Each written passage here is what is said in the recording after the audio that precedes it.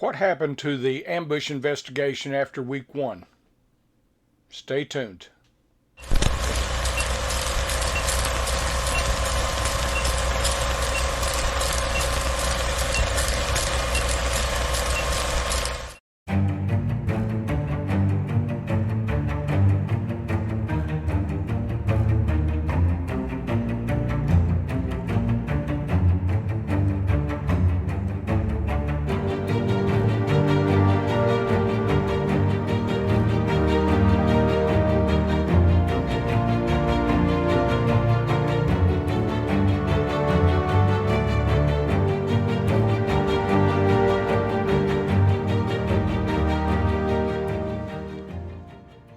Now I get a lot of questions about what happened to the ambush investigation after week one.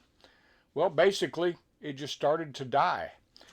Uh, I have here a bunch of newspaper clippings that I'll read to you to show you how all this happened.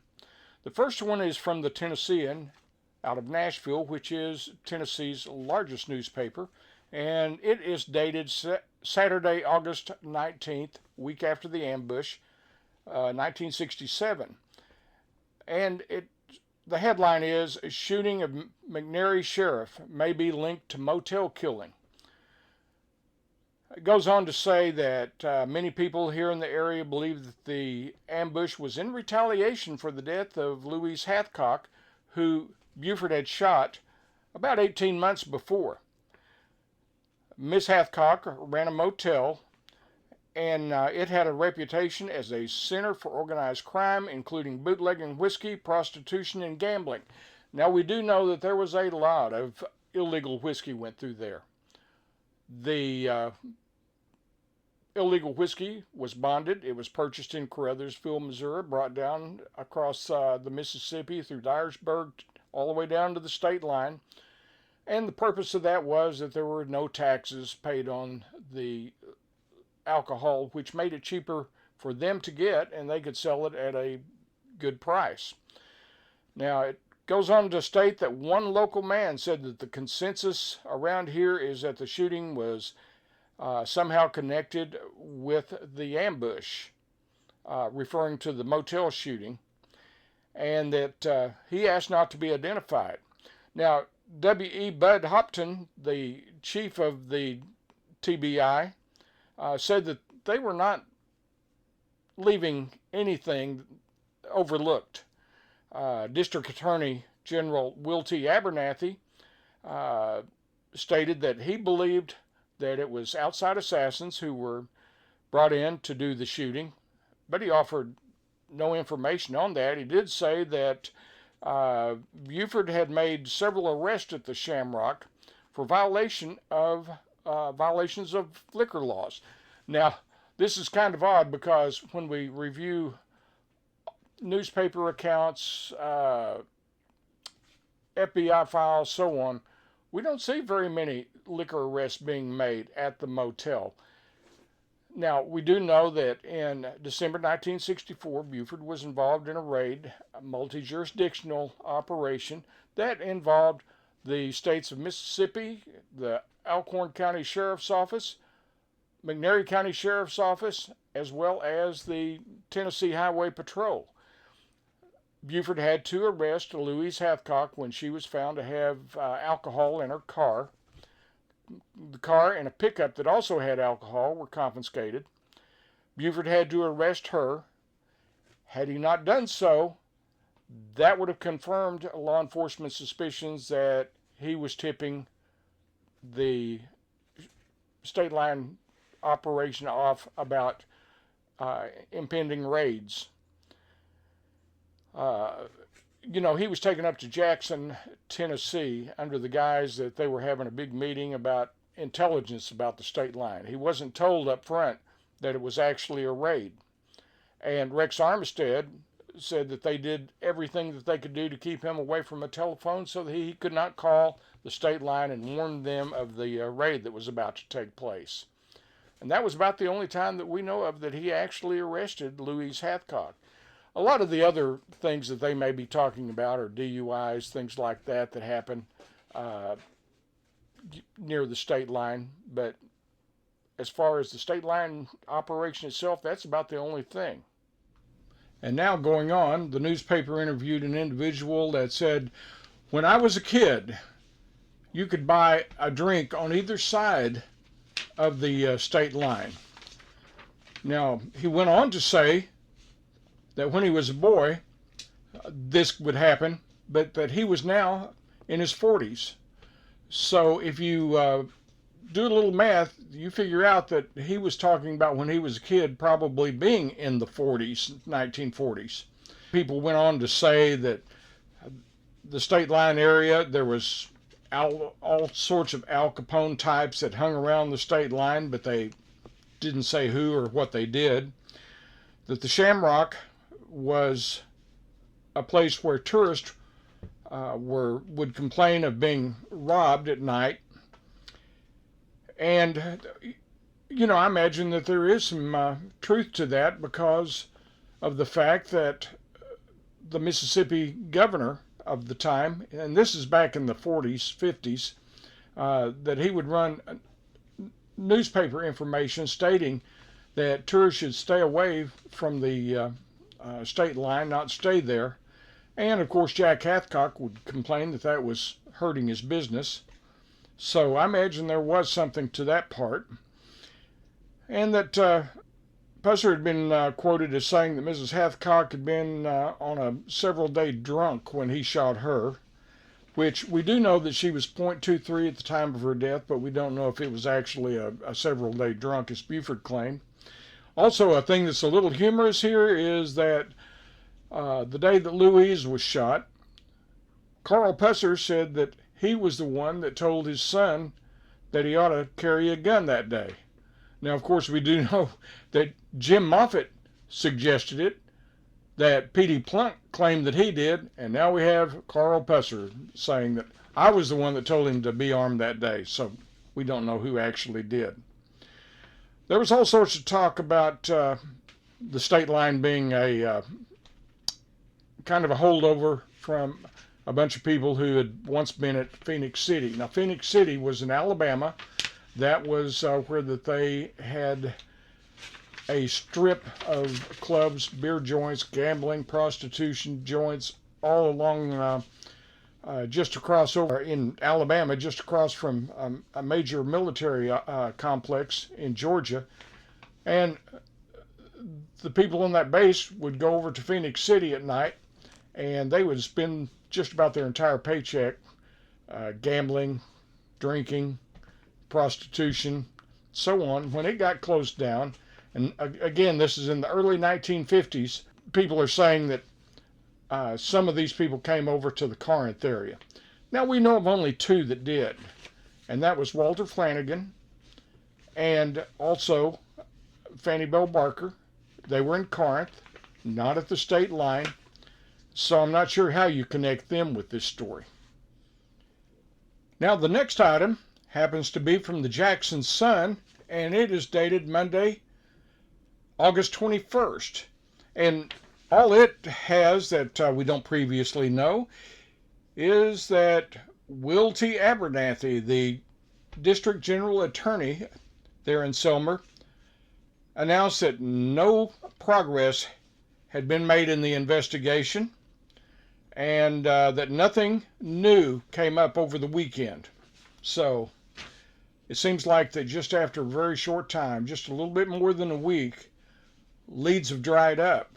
They're focused on the state line, not considering Buford, it seems like, at this point. We don't know, because we don't know what's in the TBI files, but it seems like that they are not focusing at all on Buford. Be sure and hit that subscribe button for notifications of future videos, and be sure and leave your comments at the end of this video. On Monday, August 21st, there was also an article in the Tennessean, and basically the headline says, "State Fails in McNary." It states that residents of the region say that the Shamrock has long been notorious as a center for organized crime activity, including bootlegging, whiskey, prostitution, and gambling, which we've already covered.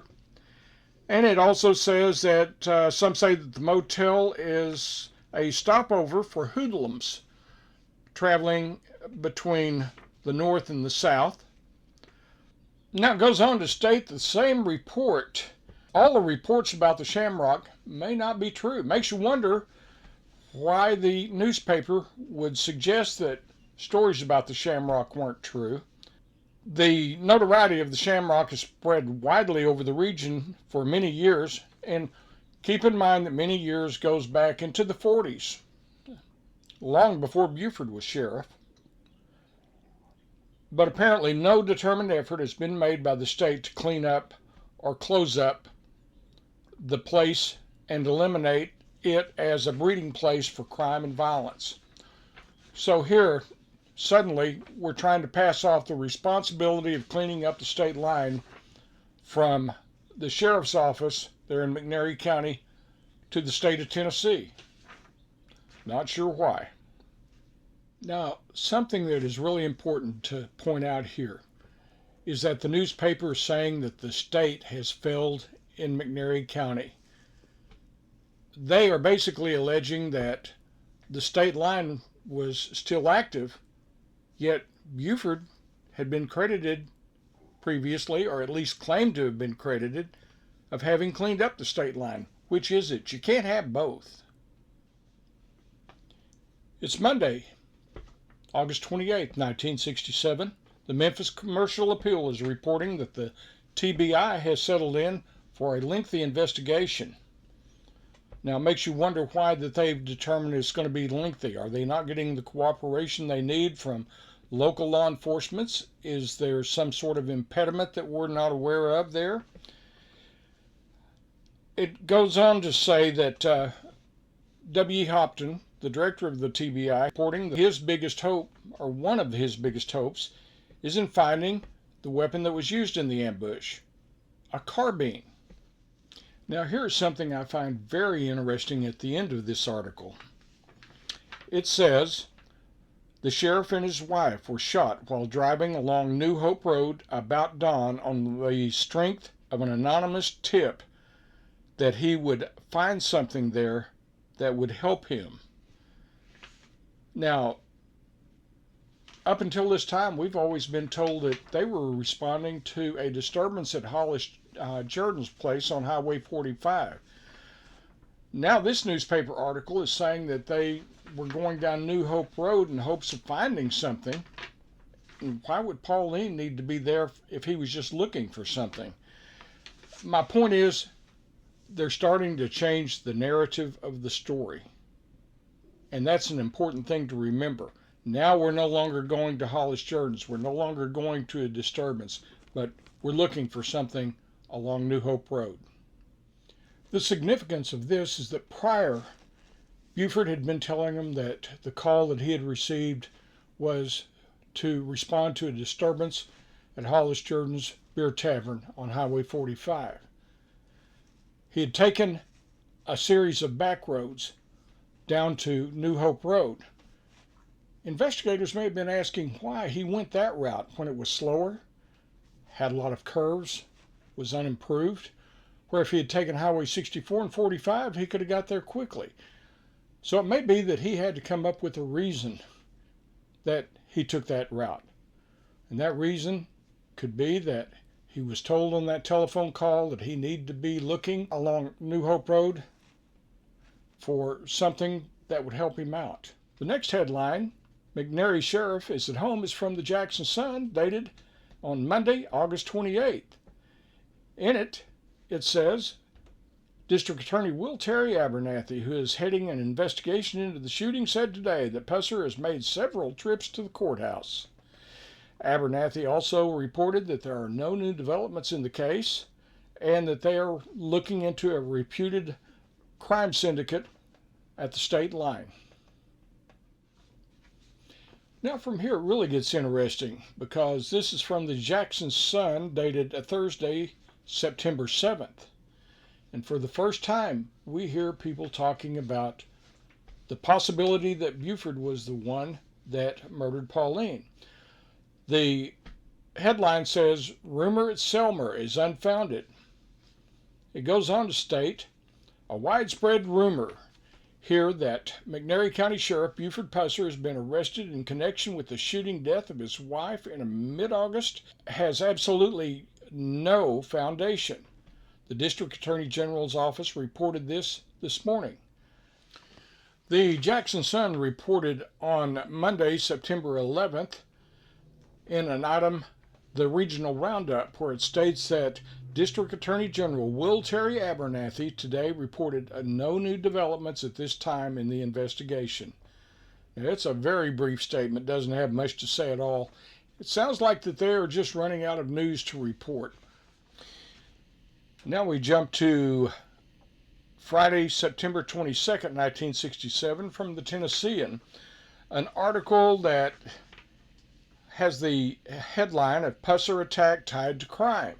And in this, Pusser claims that there was $1 million a year going through the state line area, and that the attack was in retaliation for him not allowing the criminal element to operate at the state line any longer.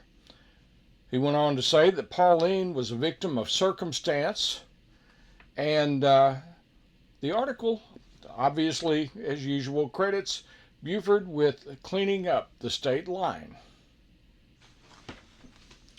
Now, in something that I find just a little bit difficult to believe, Buford in that same article claimed that 5 out of the 10 FBI's most wanted had been seen in the area, but he failed to name any of them.